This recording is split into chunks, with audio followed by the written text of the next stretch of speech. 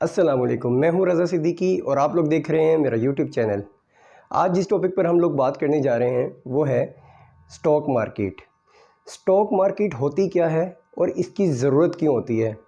आज की इस वीडियो में हम लोग ये पूरा टॉपिक कवर करेंगे। और जिन लोगों को ये नहीं पता कि वो शेयर्स कैसे ख़रीद सकते हैं, कैसे बेच सकते हैं और उनको उसके लिए क्या क्या करना पड़ता है, वो ये वीडियो लाजमी देखें। और आपने एक वर्ड सुना होगा, बहुत ज़्यादा यूज़ होता है, न्यूज़ में आता है कि आज स्टॉक मार्केट में बहुत तेज़ी रही, बहुत मंदी रही। उसका क्या मतलब होता है? और पाकिस्तान स्टॉक एक्सचेंज 100 इंडेक्स क्या होता है, पाकिस्तान स्टॉक एक्सचेंज 30 इंडेक्स क्या होता है, इन सब पॉइंट्स को मैं आज की वीडियो में कवर करूँगा। तो एंड तक मेरी वीडियो देखें। जो लोग स्टॉक एक्सचेंज में इन्वेस्ट करना चाहते हैं, जो लोग शेयर्स को ख़रीदना चाहते हैं, बहुत सारे लोग इस चीज़ को सुनते हैं दूसरे लोगों से, लेकिन उनको मालूम नहीं होता।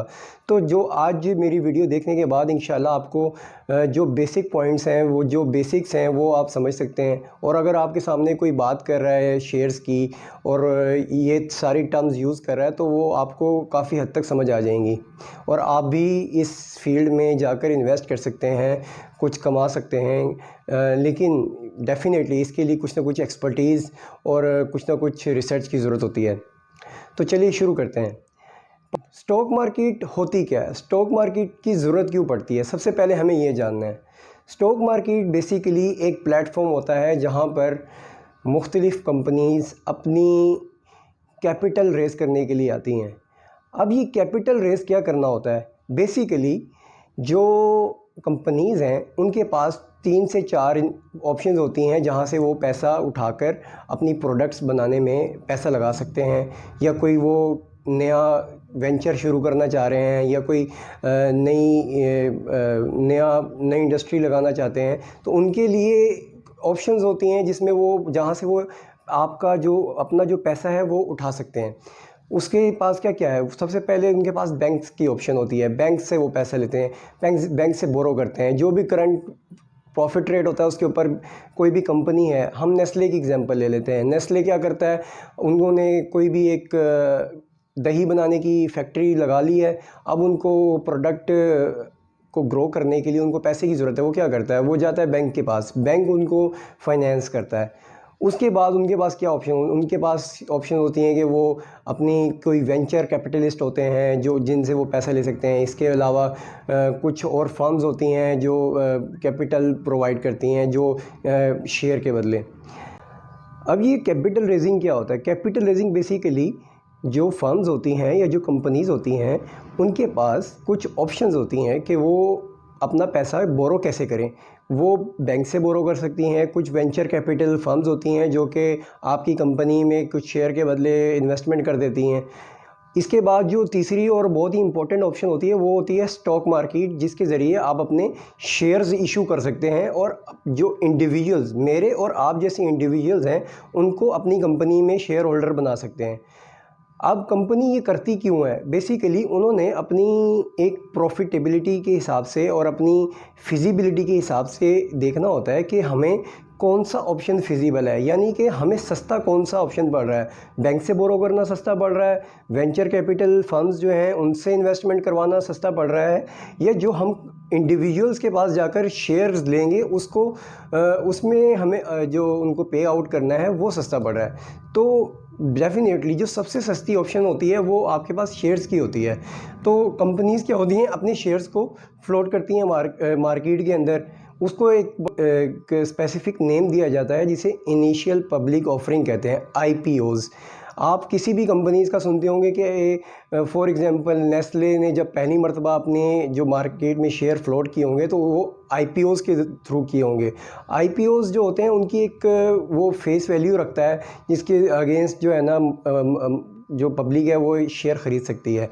अब वो शेयर ख़रीदने के लिए तो आते हैं, लेकिन अगर उस शेयर की डिमांड बहुत ज़्यादा है तो डेफ़िनेटली उस फेस वैल्यू से ज़्यादा, यानी 1 लाख शेयर इशू किए हैं और उसको ख़रीदने के लिए 1.5 लाख या 2 लाख लोग पहुंच गए हैं, तो डेफ़िनेटली उसकी जो फेस वैल्यू है वो बढ़ जाएगी उसकी डिमांड के मुताबिक। तो आप लोगों को समझ आ गया होगा कि बेसिकली कैपिटल रेजिंग क्या होती है। तो कैपिटल रेजिंग के बाद अब हम चलते हैं स्टॉक मार्केट की तरफ।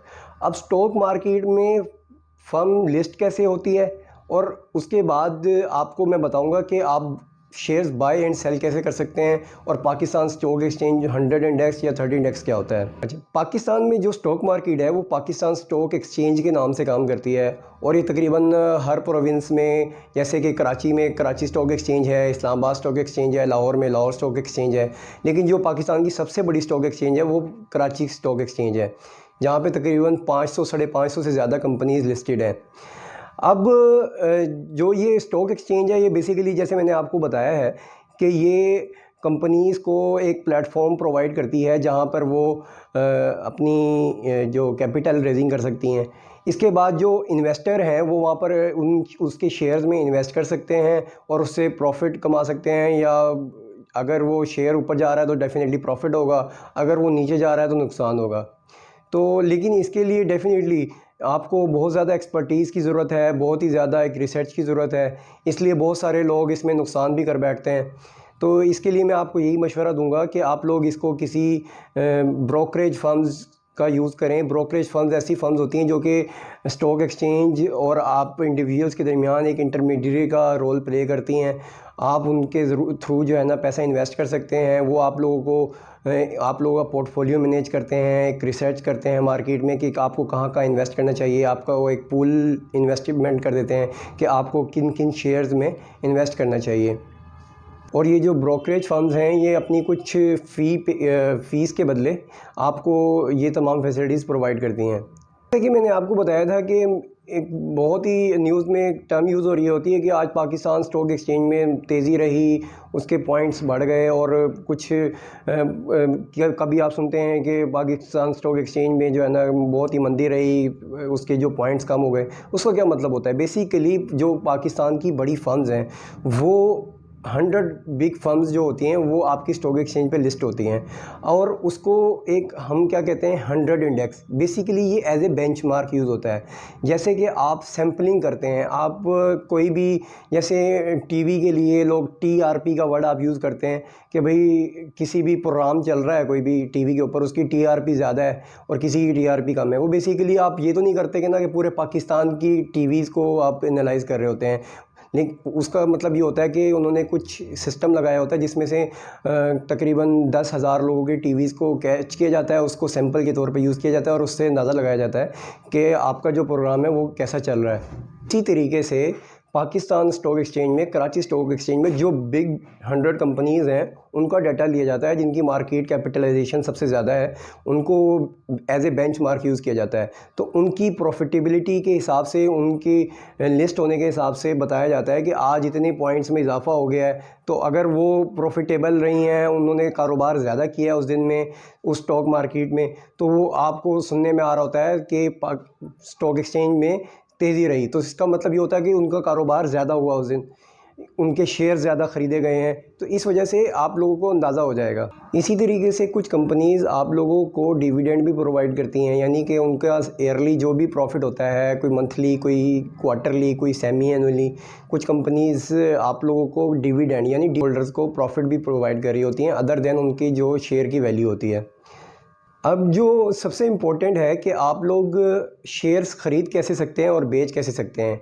अब आप एक इंडिविजुअल हैं और अब आपने शेयर्स ख़रीदने हैं, तो अब आपको उसके लिए क्या करना पड़ेगा? उसके लिए सबसे पहले आपको एक ब्रोकर चूज़ करना है।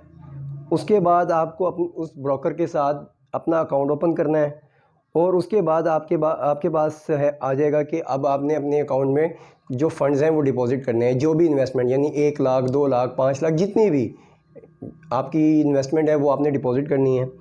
उसके बाद आपने ऑर्डर प्लेस करना है। ऑर्डर कैसे प्लेस होगा? आप उनको फ़ोन कर सकते हैं, आप उनको ऑनलाइन जो भी उनका तरीक़ेकार है वो आप उनको बता सकते हैं कि आपने कौन से शेयर्स ख़रीदने हैं अपने इन्वेस्टमेंट में से और कौन से शेयर्स हैं वो बेचने हैं। उसके बाद आप अपनी जो इन्वेस्टमेंट है उसको उसके ऊपर मॉनिटर भी कर सकते हैं, जो उन्होंने को मॉनिटर भी कर सकते हैं, यानी कि उनका जो सॉफ्टवेयर है उसके ऊपर आपकी शेयर्स की तमाम तफसीलात आ रही होती हैं कि आपका शेयर्स बढ़ रहा है, कम हो रहा है। उसमें पाकिस्तान में कौन कौन सी कंपनीज़ हैं जो कि एज ए ब्रोकरेज के तौर पर काम कर रही हैं, मैं आपको टॉप 10 कंपनीज़ के बारे में बता देता हूँ। वो इन कंपनीज़ के ऊपर जाकर आप अपना अकाउंट ओपन करा सकते हैं। जैसे आप बैंक में अकाउंट ओपन कराते हैं, इसी तरीके से आप इनकी कुछ डॉक्यूमेंटेशन के बाद अपना अकाउंट ओपन करा सकते हैं। और जो मैंने आपको पहले 5 पॉइंट्स बताए हैं, उसके थ्रू आप अपनी इन्वेस्टमेंट कर सकते हैं और अपने शेयर्स ख़रीद और बेच सकते हैं। जो ये टॉप 10 कंपनीज़ हैं ब्रोकरेज, वो ये हैं: AKD securities limited, Arif Habib limited, foundation securities private limited, EFG securities limited, top line securities, intermediate securities limited, Taurus securities limited, BMA capital management limited, JS global capital limited और KSB security limited. इनके through आप जाकर अपना account open करा सकते हैं। उसमें आप अपनी इन्वेस्टमेंट डाल सकते हैं। तो व्यूअर्स, उम्मीद है कि आप लोगों को जो बेसिक पॉइंट्स थे जो एक स्टॉक एक्सचेंज के हवाले से, वो आप लोगों को समझ आ गए होंगे। अगर आप लोगों को कोई सवाल है, कोई सजेशन है या आप कोई चीज़ ऐड करना चाहते हैं, वो आप मुझे कमेंट्स में बता सकते हैं। मैं इंशाल्लाह उन तमाम कमेंट्स का रिप्लाई ज़रूर करूँगा। और अगर आपको मेरी वीडियो पसंद आई है तो लाइक करें और मेरा चैनल सब्सक्राइब करें।